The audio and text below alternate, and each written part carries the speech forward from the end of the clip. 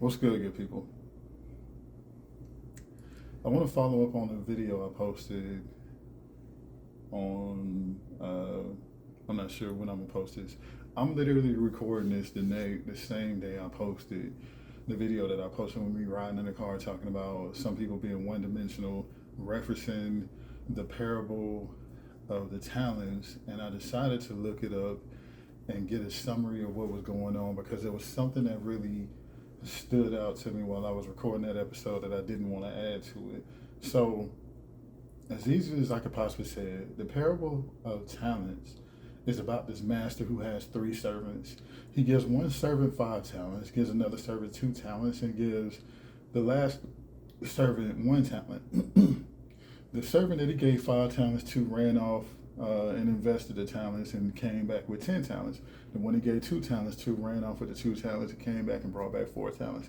The servant who had 1 talent was so afraid to do anything with what the master gave him that he buried it in the ground. And the master was really displeased with the third servant who took his talent and did absolutely nothing with it. What stood out to me is how the servant with 1 talent had no faith in the fact that the master had faith in his abilities, his or her. I'm not sure if it was a male or female, but I'm just saying his because of the time when this was written, when women didn't too much have a voice. Not trying to throw shade or anything to anybody like that, just trying to be a little accurate, so to speak. But the servant with 1 talent did not believe he could do what his master wanted him to do. Nevertheless, the master gave him the 1 talent, having full faith and confidence in him being able to make something happen with that 1 talent. But what I find so significant is that the master could have given all of them an equal amount of talents, but he didn't.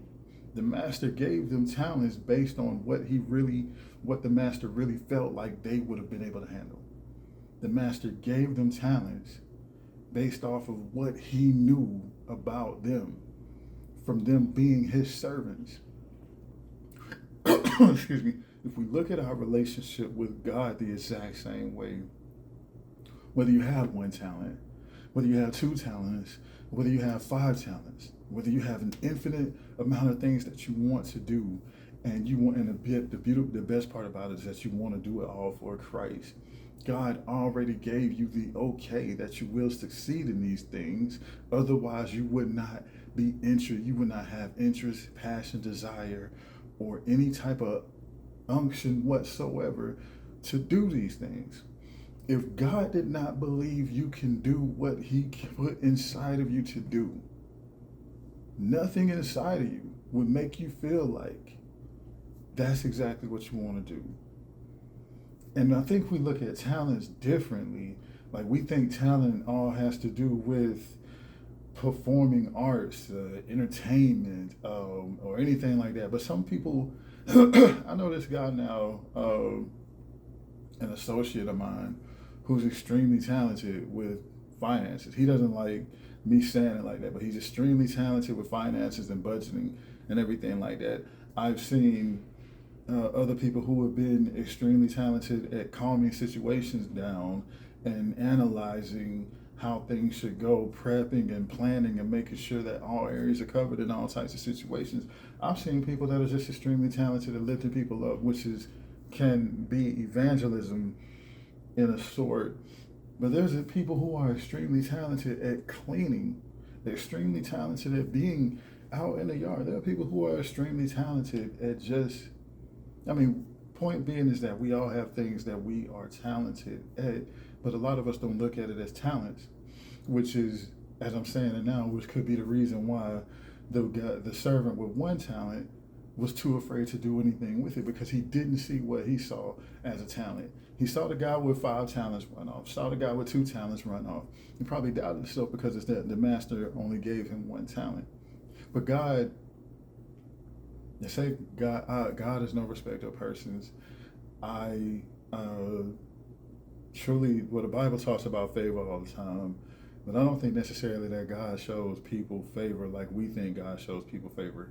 Um, just because this guy had one talent doesn't mean that his one talent was any less important to the master than the man who had five talents. And I think that's what we fail to realize.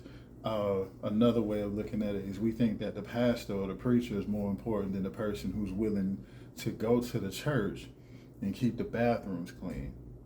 We think that the doctor is more important than the person who cleans all the equipment for the doctor to use. We think that a lawyer,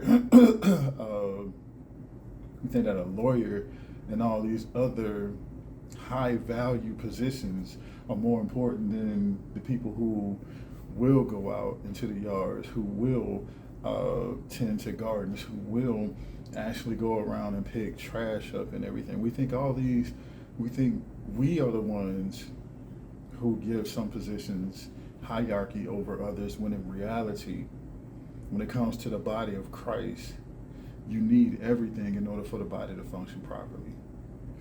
The entire story about the guy with talents, as it's coming to me now, is all about,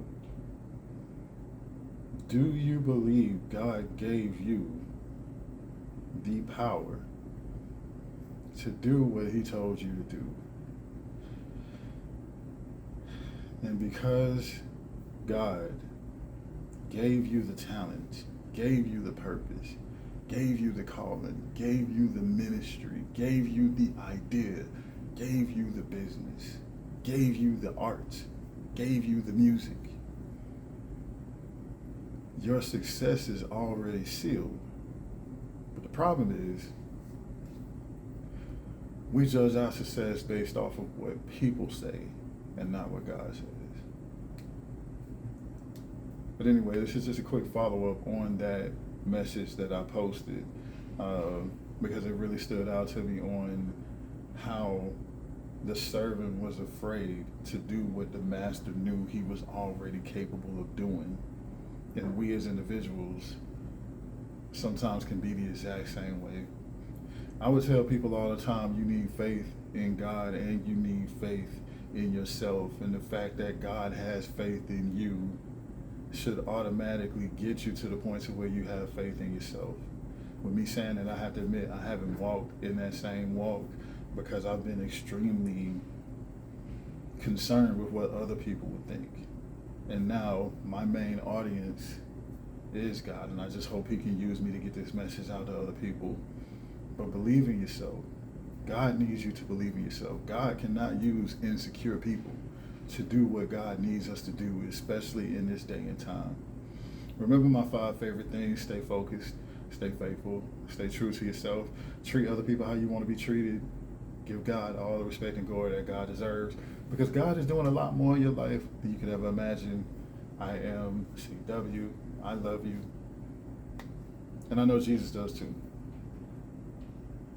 See you.